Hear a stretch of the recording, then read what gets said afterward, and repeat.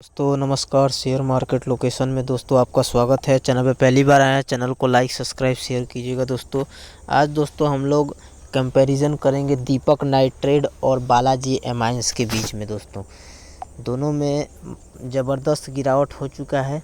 Balaji amines देख लेते हैं। बालाजी एमाइंस भी जो है 2165 रुपये पे आज के दिन में क्लोज हुआ है दोस्तों। और ये एक साल में लगभग 25% डाउन है और अपने टॉप लेवल से ये लगभग 42% डाउन है दोस्तों। 42% अपने टॉप लेवल से डाउन है। और अब इसका कंपैरिजन देख लेते हैं। इसका क्या है, स्कैनर जाते हैं, इसका कंपनी क्या करती है और वैल्यूएशन वाइज किस हिसाब से मिलती है। तो देखिए कंपनी जो है वो मैन्युफैक्चरिंग करती है मिथाइल और एथेनाइल डेरिवेटिव स्पेशलिस्ट केमिकल, जो कि इनका केमिकल फार्मा में काम आता है। ज़्यादातर इनका केमिकल जो है वो फार्मा में और पेस्टिसाइड जो होता है उसमें काम आता है, एग्रो केमिकल में काम आता है। बस दो ही जगह इनका काम आता है, एक फार्मा में और एक ये खेती में जो खाद लगता है उसमें एग्रो केमिकल में काम आता है। जिसका मार्केट कैप 7000 करोड़ का है और करंट प्राइस 2100 चल रहा है। हाई 3800 बना दिया था। स्टॉक का पी 18 पे मिल रहा है। पी रेशियो 18 है, जो कि 30 के नीचे है, 20 के भी नीचे है, तो बहुत सस्ता मिल रहा है। और वहीं बुक वैल्यू 446 का है। डिविडेंड यील्ड 0.28 है। ROCE जो है वो 50 के ऊपर है। ROE भी लगभग 34 का है, तो 30 के ऊपर है। बहुत ज़बरदस्त, मतलब कि कंपनी अपने शेयर होल्डर को प्रॉफिट बना के दे रही है। ROE का मतलब होता है कंपनी लगातार प्रॉफिट कर रही है। ठीक है दोस्तों, कंपनी डेब्ट फ्री है ऑलमोस्ट। कंपनी का एक्सपेक्ट किया जा रहा है कि अच्छा रिजल्ट आएगा। और कंपनी जो है 5 साल में 35% के CAGR के हिसाब से कंपनी अपने शेयर होल्डर को पैसा बना के दे रही है। मतलब कंटिन्यू 5 साल में इसने हर एक साल 35% का रिटर्न दिया हुआ है।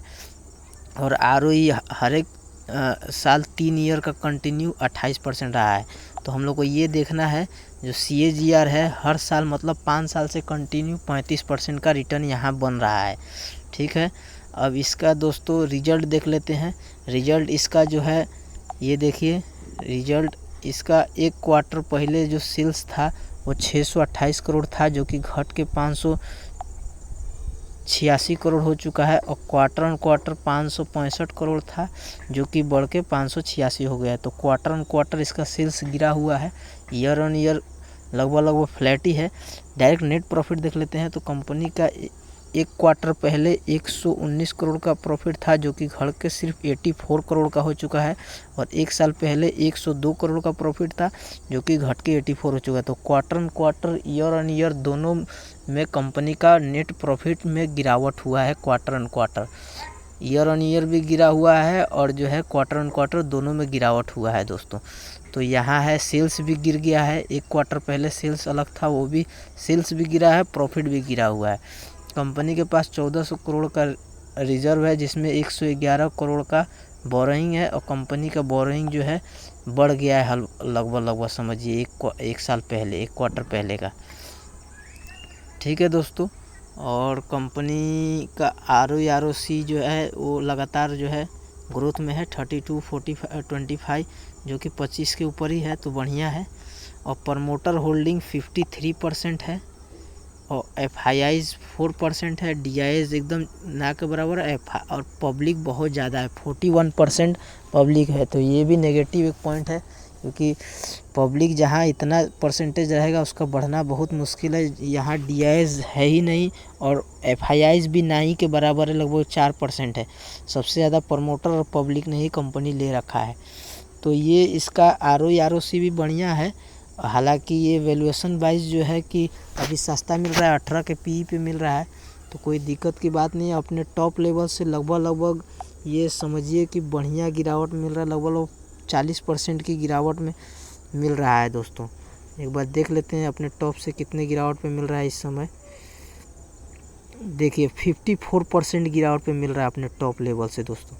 अपने टॉप से 54% गिरावट पे मिल रहा है। 18 का PE है, तो समझिए कि पीई रेशियो भी बहुत सस्ता हो चुका है।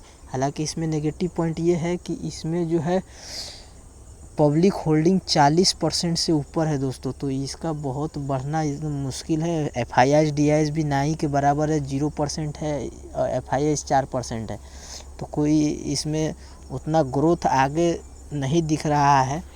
ठीक है दोस्तों, अब यहाँ दीपक नाइट्रेट का देख लेते हैं कि दीपक नाइट्रेट किस हिसाब से काम कर रहा है।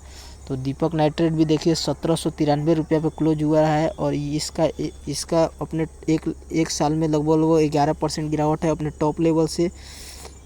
लगभग ये 24% गिरावट पे मिल रहा है अपने टॉप लेवल से 24% नहीं, एक बार और देख लेते हैं 5 साल का चार्ट पैटर्न में 37% ये गिरावट पे 38% की गिरावट पे दीपक नाइट्रेट मिल रहा है, और बालाजी एमाइंस 50% के ऊपर की गिरावट में मिल रहा है।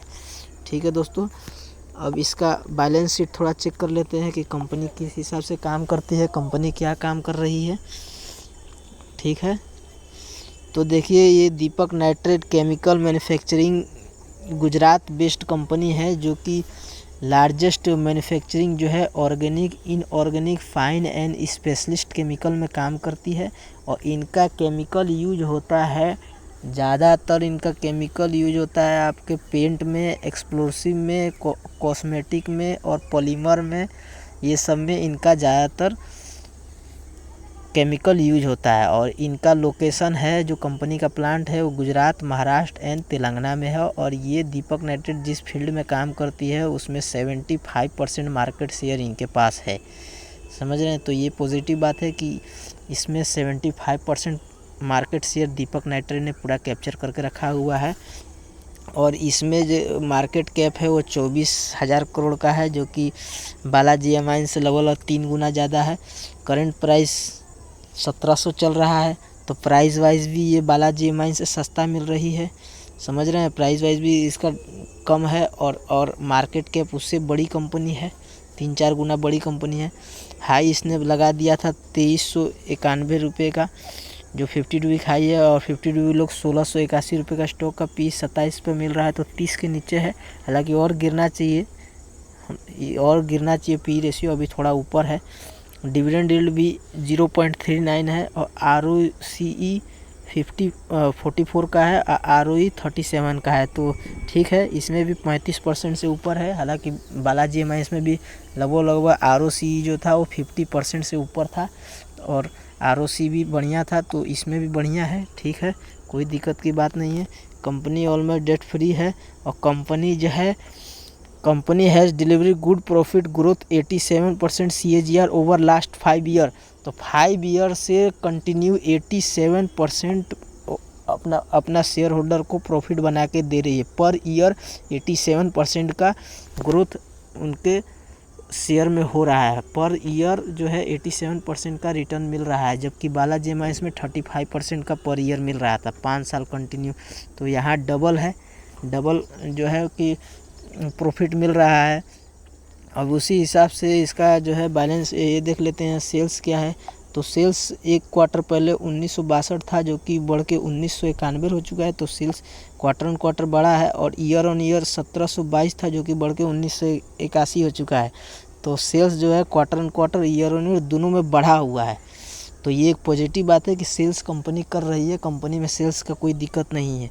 अब नेट प्रॉफिट देख लेते हैं। नेट प्रॉफिट कंपनी का जो है एक क्वार्टर पहले 174 करोड़ था, जो कि बढ़ के 209 करोड़ हो चुका है। क्वार्टर ऑन क्वार्टर जो है वो था आपका 242 करोड़, जो कि घट के 209 करोड़ जो है। तो क्वार्टर ऑन क्वार्टर बढ़िया जंप है, लेकिन ईयर ऑन ईयर अभी भी कंपनी गिरावट में मिल रही है, कंपनी को गिरावट हो रहा है। 242 करोड़ था, जो कि 209 करोड़ रह गया है। लेकिन ये आप लोग को मालूम है, यूक्रेन रसिया का जो वॉर हुआ है उसके चलते एक्सपेंस कंपनी का बहुत ज़्यादा बढ़ गया है, इसीलिए प्रॉफिट में गिरावट हो चुकी है। नहीं तो कंपनी में कोई दिक्कत है नहीं, कंपनी का सेल्स हो रहा है, लेकिन खर्चा उनको रॉ मटेरियल जो खरीदना पड़ रहा है वो बहुत महंगा खरीदना पड़ रहा है, इस वजह से प्रॉफिट में दिक्कत हो रहा है। जबकि बालाजी एमाइंस में सेल्स ही गिर चुका हुआ है, सेल्स ही क्वार्टर ऑन क्वार्टर गिरावट में मिल रहा है। ठीक है, अब कंपनी का रिजर्व देख लेते हैं। कंपनी का रिजर्व 3624 करोड़ है, जो कि और बोरोइंग 270 करोड़ है। तो ये बात है कि कंपनी जो है बोरोइंग घटा रही है, यहाँ पे ये देखिए कंपनी बोरिंग भी घटा रही है और बालाजी एमाइंस बोरिंग बढ़ रहा था। उसी हिसाब से शेयर होल्डिंग पैटर्न में देख लेते हैं। 45% होल्डिंग प्रमोटर के पास है और यहाँ FIIs भी होल्डिंग बढ़ा रहे हैं, जो कि 8.45 थे जो कि बढ़ के 8.72 हो चुका है और DIs भी 12.01 थी जो कि बढ़ के 13.75 हो चुका है। तो यहाँ FIIs और DIs की होल्डिंग भी लगातार इंक्रीज़ हो रही है और पब्लिक आपके पास पब्लिक का यहाँ देखिए होल्डिंग भी बहुत कम है और उस पे से भी पब्लिक का होल्डिंग डिक्रीज़ हो रहा है। पहले 35% था जो कि घट के 34 हो चुका है, फिर 33 हो गया, फिर 31.81 हो गया। हर एक क्वार्टर में इनका जो है डिक्रीज़ होते जा रहा है। वहाँ FIIs लगातार इंक्रीज़ कर रहे हैं, 8.45 से 8.72 हो चुका है। प्रमोटर के पास 45.71% की होल्डिंग इसमें रह चुकी है प्रमोटर की। और FIIs DIs भी लगातार इंक्रीज़ कर रहे हैं, जबकि पब्लिक यहाँ पर डिक्रीज़ कर रही है। पब्लिक की होल्डिंग भी यहाँ कम हो रही है। तो इस वजह से यहाँ एक और पॉजिटिव आ जाता है कि जहाँ वहाँ FIIs बालाजी माइंस में FIIs और DIs थे ही नहीं, वो लगातार और जो है उसमें से डिक्रीज़ कर रहे हैं। वहीं दीपक नाइट्रेट में लगातार वो लोग अपना होल्डिंग बढ़ा रहे हैं और पब्लिक यहाँ से घसक रही है। तो ये भी पॉजिटिव बात है।